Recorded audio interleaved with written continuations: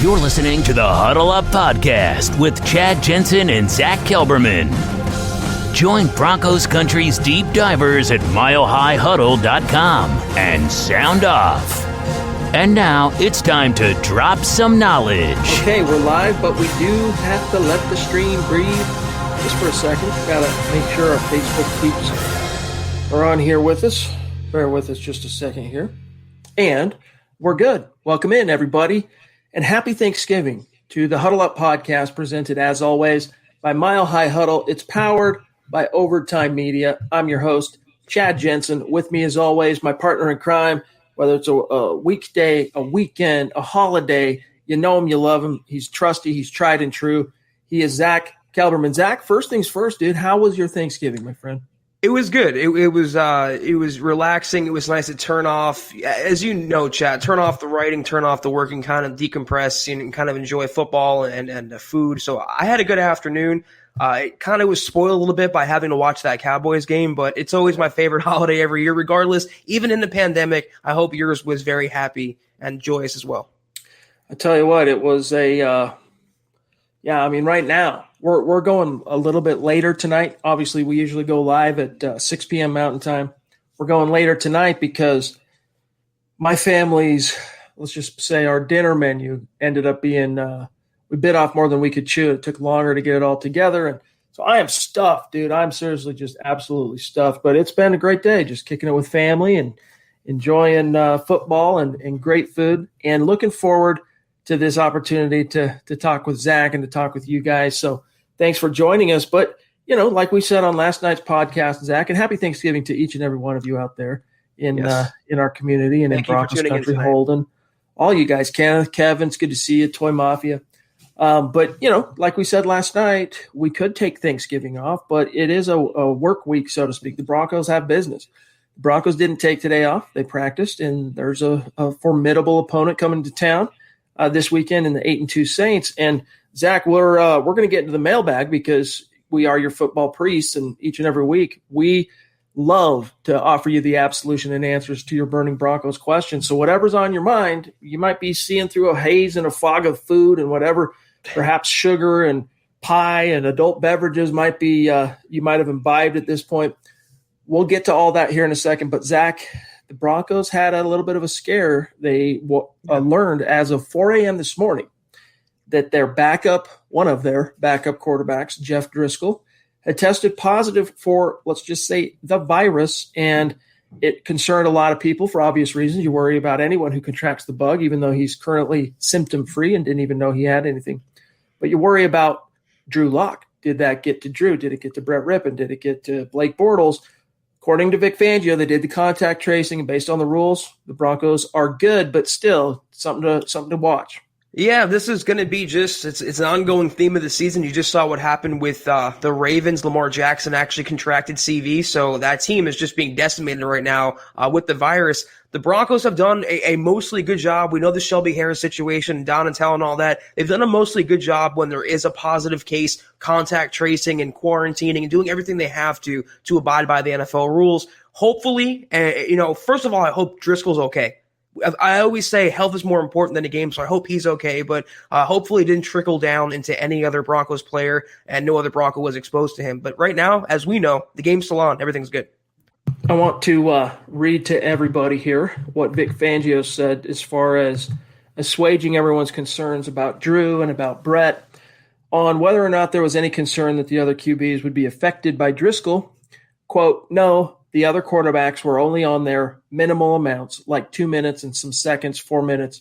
That's over a 3 or 4 day period. They thoroughly checked those guys that were on the 2 minutes, 3 minutes, 4 minutes, came back and said nobody else needs to go on the list, and they cleared us to have normal activities and a normal practice today, close quote. So the Broncos did have a practice, but let me give you some context to what he's saying there about the minutes. My wife, for example, she works at the school that our kids go to, and with regard to contact tracing, if a kid or a teacher or whatever tests positive for the bug, they got to go back and look at the security cameras, and over that they have a certain point, like wherever they know they were positive, anyone that they spend over a 24-hour period a cumulative 15 minutes with, that person has to go into self-isolation and quarantine. Now, the Broncos are currently in, what do they call it, intensive protocols for CV. And so that has, I think, kind of saved him in this case, Zach, because since the season started, when they walk in the building, they have to mask up. They have to maintain social distancing, and all that stuff has been great, but they've really had to double down on that over the last 10 days or so since the NFL actually kind of went, I don't know what you'd call it, DEFCON 5 on terms of their protocols. Yeah. So they've been a lot more strict, and we can only hope at this stage that indeed, based on the contact tracing, Drew Lock is okay in terms of he's not going to end up also, testing positive, or anyone else in that locker room for that matter. And from a football sense, and I hate to say it's going to come off insensitive, but you're happy in a sense that, it's Jeff Driskel, the one being exposed right now, because if there's a positive test, if he actually contracted the virus, he has to produce a series of tests before he can get cleared to play. And that wouldn't happen going into Friday now. So if it was Rippon the backup or Lock the starter, it would obviously cause problems. Again, I hope Jeff Driskel's okay. I hope he beats it fast. I hope he recovers. And as we know right now, Chad, it has not spread throughout the locker room, which is good. We will get to a few more topics that Vic Fangio addressed today, including the practice participation report. Get your questions ready. I mean, if you do have questions on your mind, get them ready. We'll get to those here in just a minute. First, we do got to take care of some quick matters of business.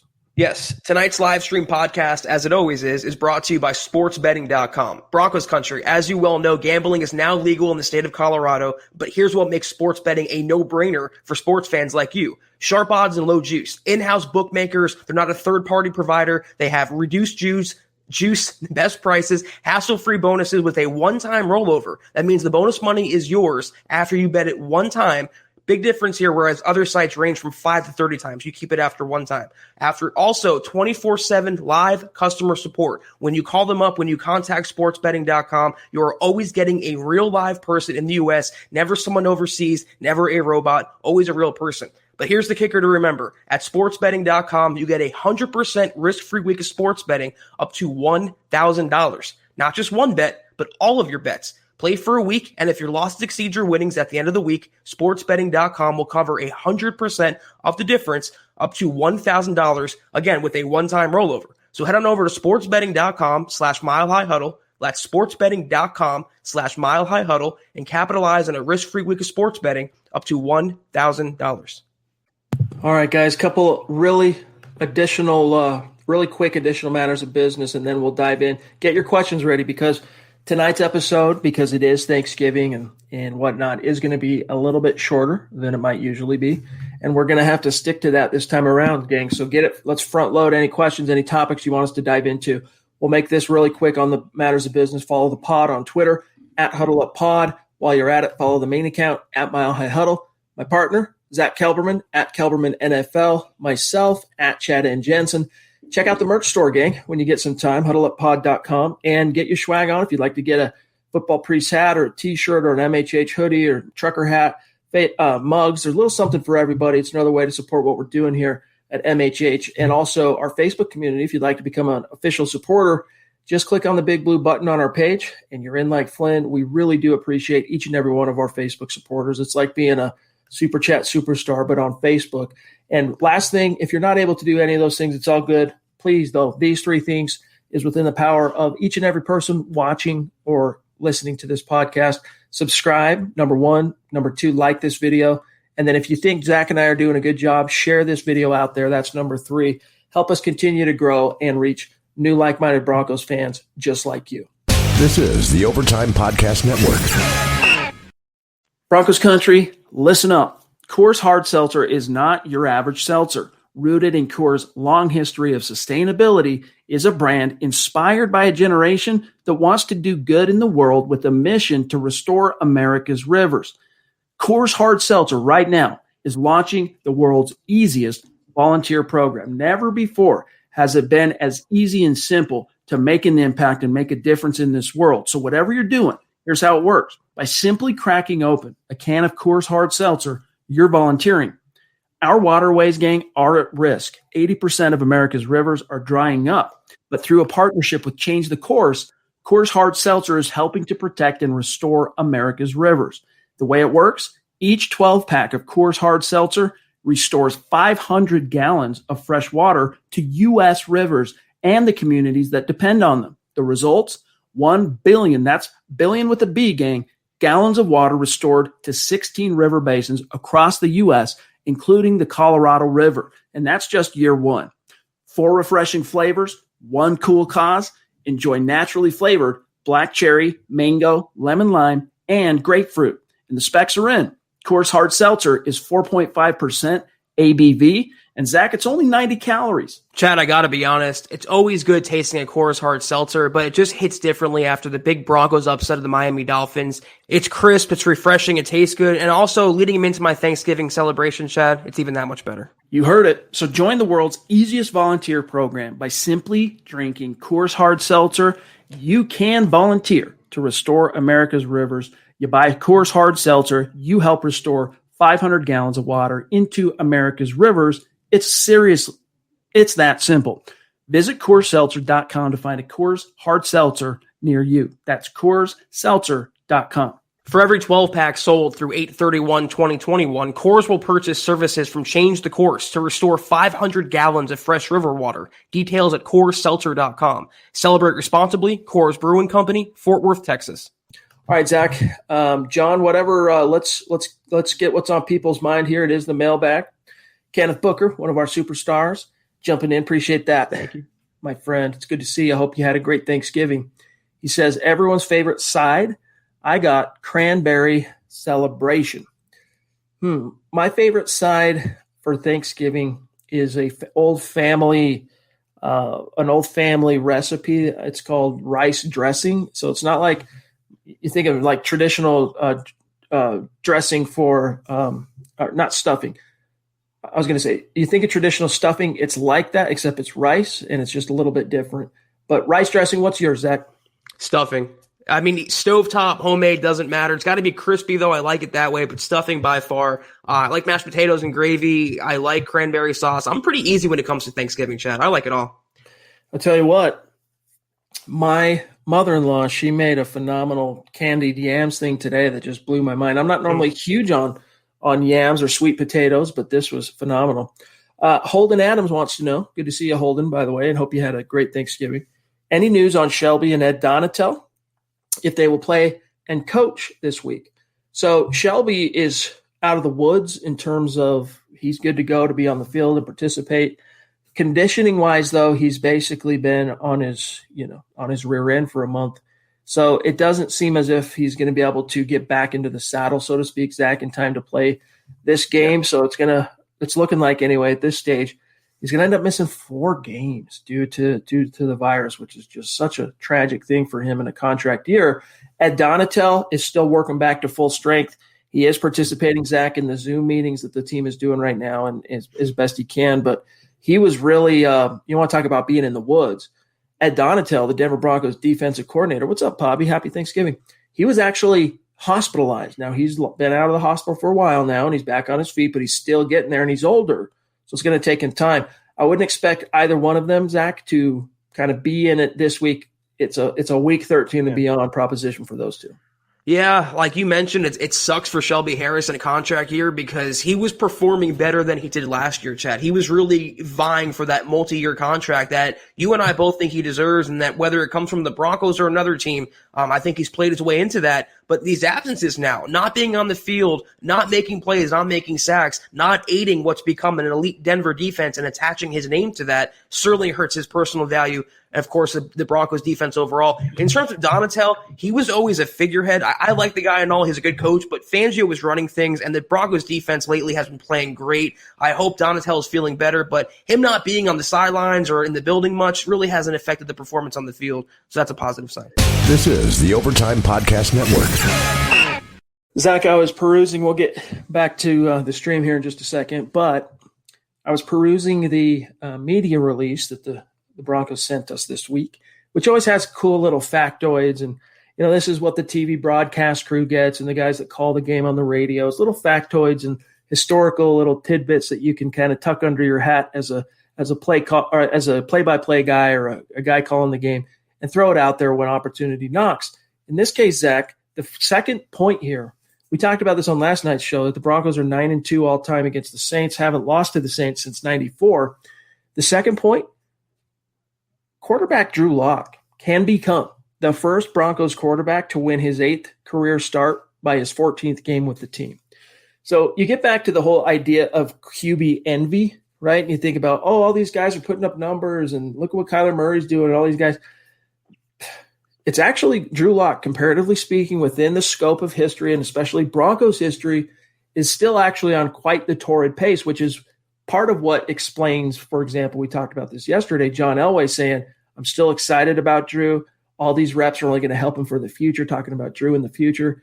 That, within the context of, taking away some of the panic, taking away some of the emotion and the disappointment, Drew Lock has actually had a pretty productive start to his career as a Broncos quarterback. Yeah, I mean, on its face, it's nothing really too mind-blowing. It means he went 8-6 through his first 14 games pretty much, or he won, he had a winning record through his first 14 games. But on a bigger level, I think it proves to Broncos country that not only is he a work in progress, but he's a lot better than his play might seem, or he might show you guys with passing the eye test or not passing the eye test. Drew Lock has a long way to go. He's far from being a franchise cornerstone. He's far from being the guy for 2021 and going forward, but he has stacked victories. And that's one criticism about Justin Herbert, some other young quarterbacks. They have these stats, they have these touchdowns, but never amounts to victories. Meanwhile, Locke has upset a lot of good teams through his young tenure as an NFL starting quarterback. It hasn't been pretty. It's been a team effort with the offensive line when that's come through in the running game and the defense, but he's done a lot as well to aid that process. And speaking from stats, and you want to look at numbers and box scores, 8-6, setting that record, Chad, picking up 8 wins. I think it's something that is worth lauding him for and not taking him down for. Dave from Georgia, good to see you, my friend. Appreciate you being in the stream and the support as always. Hope you had a great Thanksgiving. He says, who will Elway bring in to push Drew next year? Happy Thanksgiving, everyone. That's a good question. Again, it really depends, in my opinion, Zach, on exactly how this season finishes, because if it's just short of the mark and it's another 7-9, 8-8 type of season and they find themselves on the outside looking in, I think you just go out if you're John Elway and you find yourself a Ryan Fitzpatrick type of capable, competent, proven backup, not a Jeff Driskel who is now less experienced technically than Drew Lock is in terms of starting games in the league. A guy like Blake Bortles. Blake Bortles, who knows? I mean, we don't know how he's worked his way in terms of, into the hearts and minds of the coaches or even John Elway there. But a guy like that has some proven starting experience, we're not talking about going out and finding an ex-Pro Bowler. Those guys aren't just chilling out on the street. But someone like that, you continue to build around Drew. You continue to let Drew be the guy. But you got to have a more competent and capable backup, a fail-safe, because, again, 2 years in the league, 2 significant injuries that cost him time. Regardless, I think they're going to upgrade on Jeff Driskel. If Drew Lock ends the season on the pace he showed last week, the pace he showed in the second half of the Chargers game, I think they might go with just Brett Rippon behind him. Brett Rippon will be going into his 3rd year. He has some experience. They know they can win with him if necessary.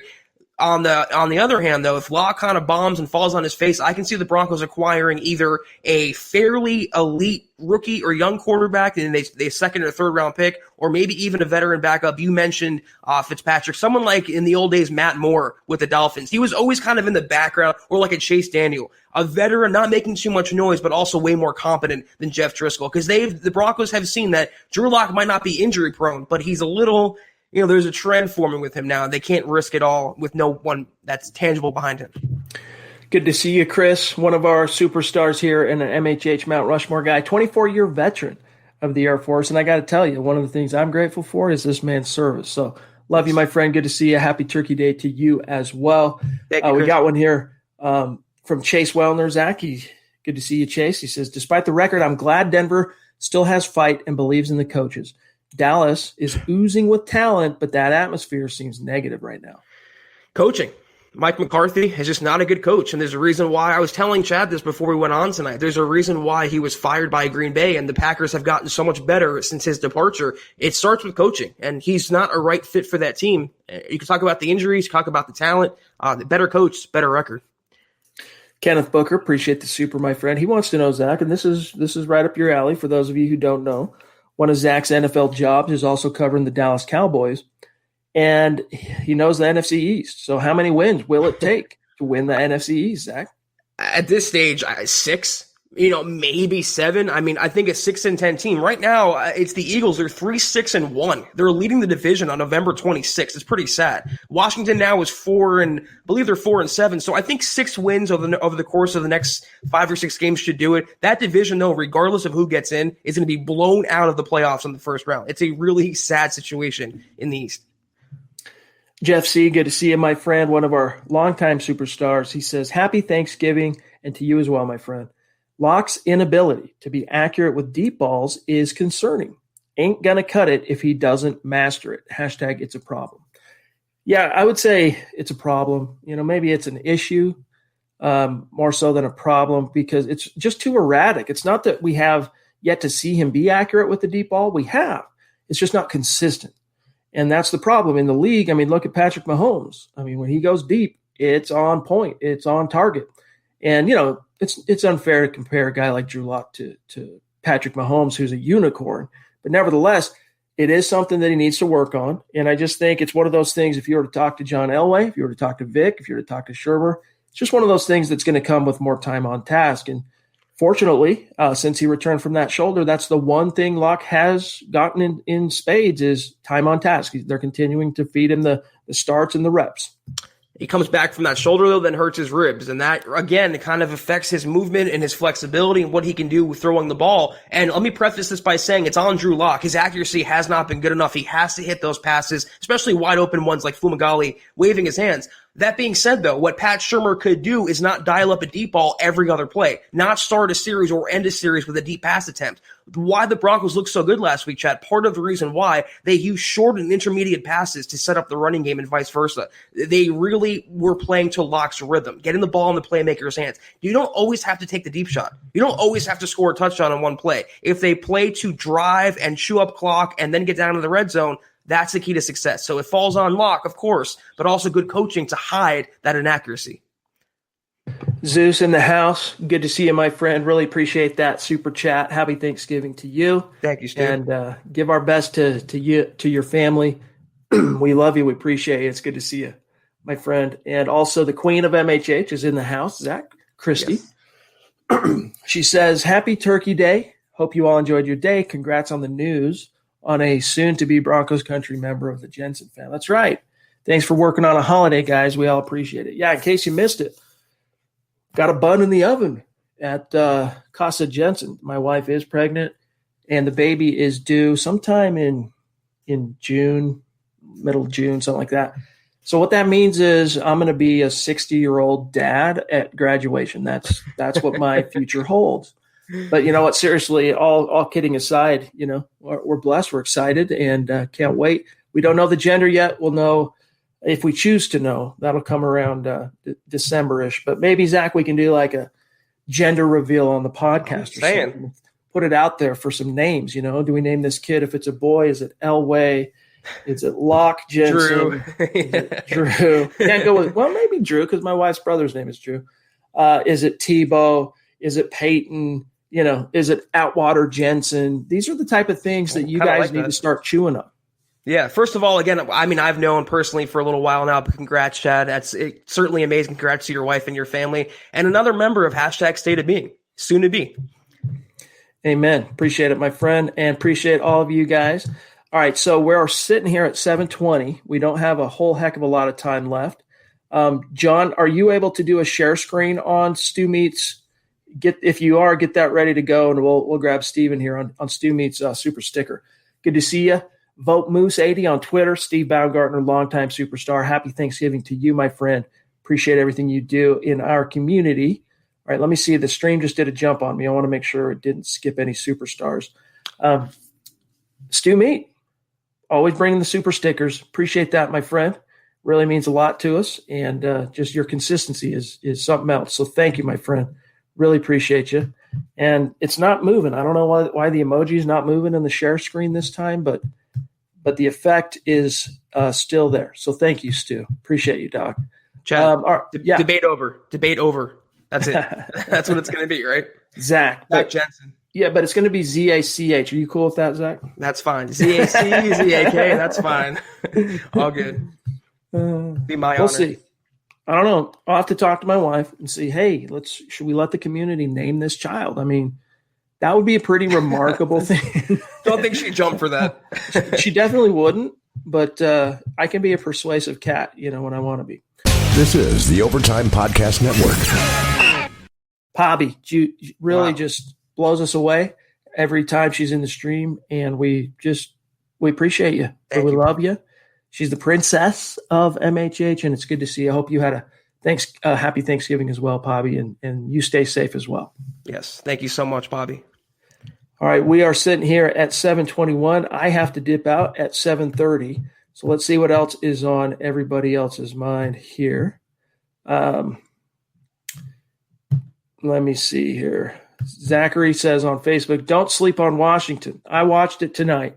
Alex Smith looks sharp.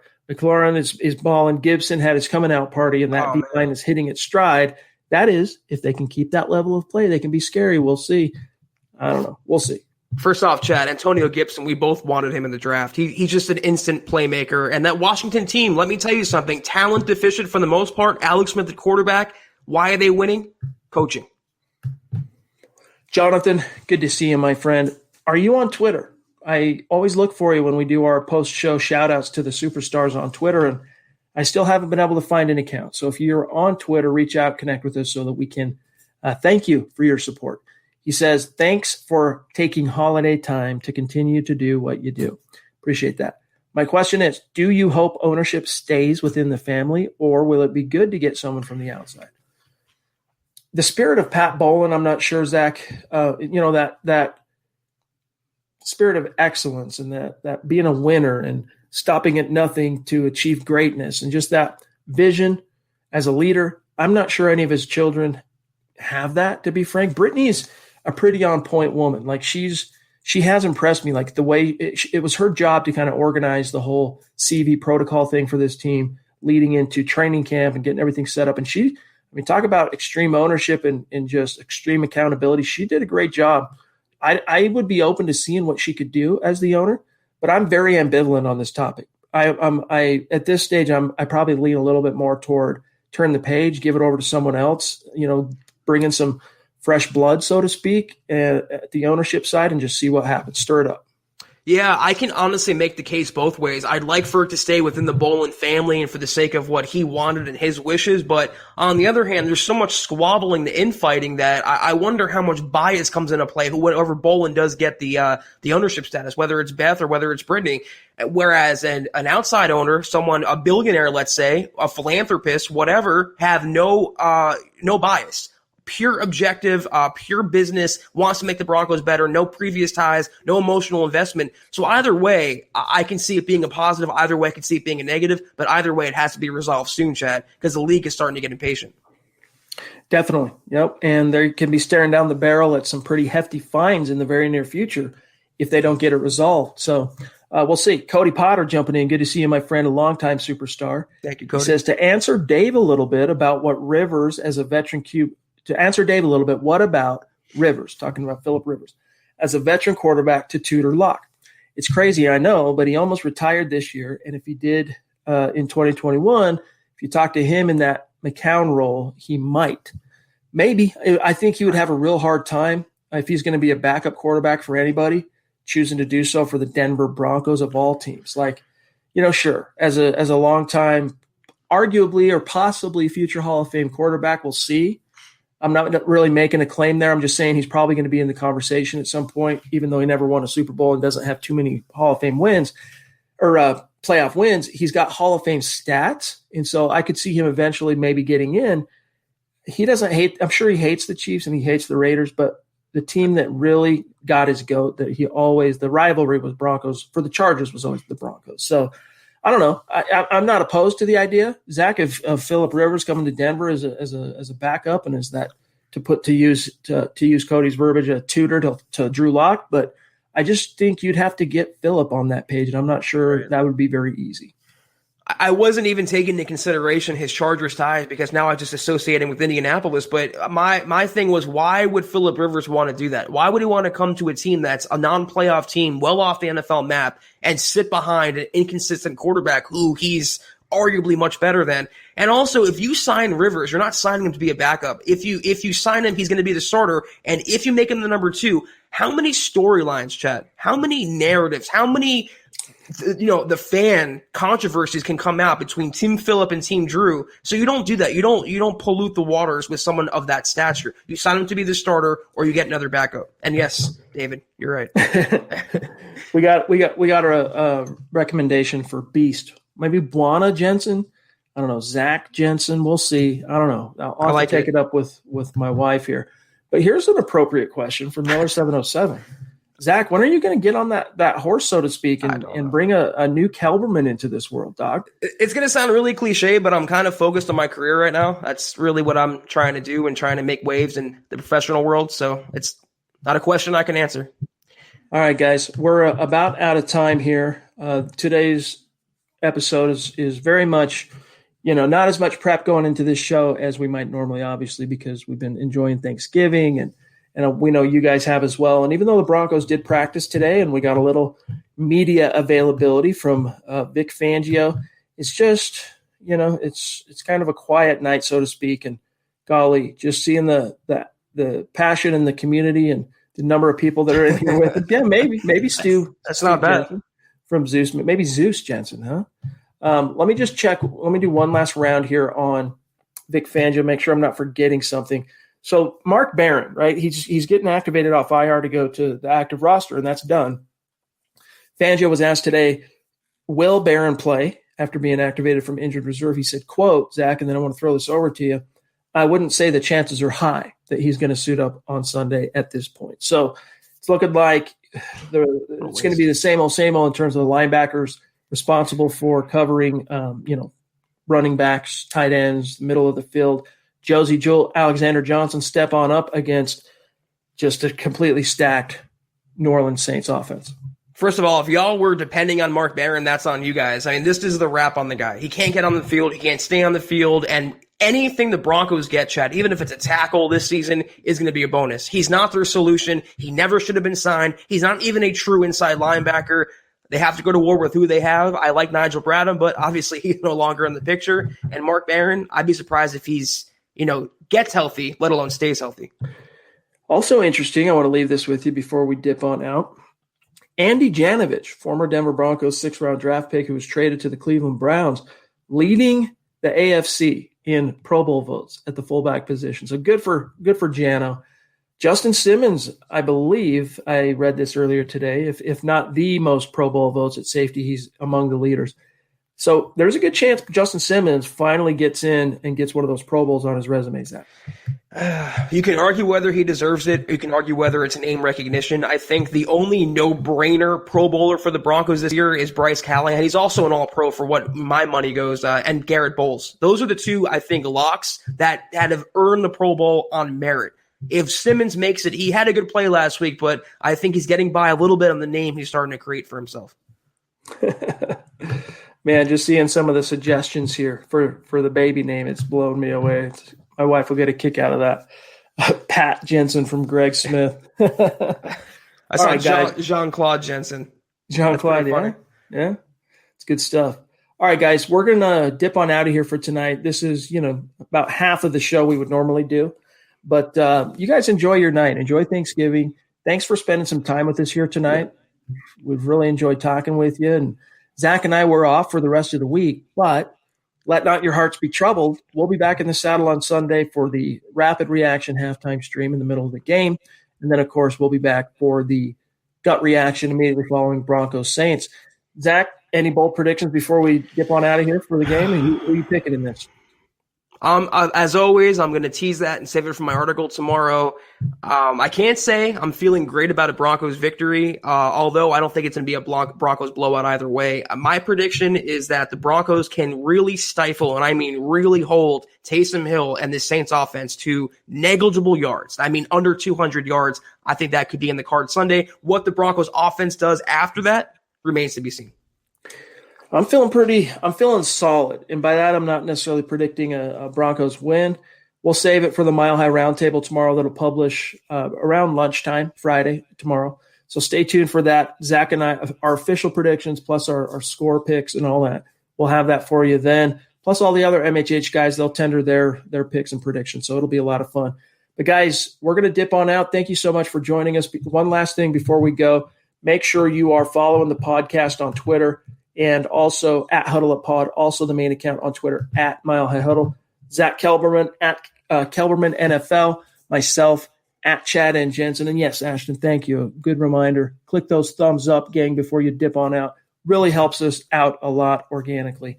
So thank you so much. And Zach, have a great finish to your Thanksgiving, and Johnny Baby, John KMHH on Twitter, the producer, you as well, my brother. You too, Chad, and start to get a feel for those baby names. Start mulling it around in your head. And remember, Zach is the front runner. Amen. A mile high salute to our Super Chat superstars tonight. Seriously, guys, we love you. We appreciate you more than we can say. Yes. And we'll talk to you again Sunday. So have a great rest of your Thanksgiving, and we will see you this weekend. You've been listening to the Huddle Up Podcast. Join Broncos Country's deep divers at milehighhuddle.com to keep the conversation going.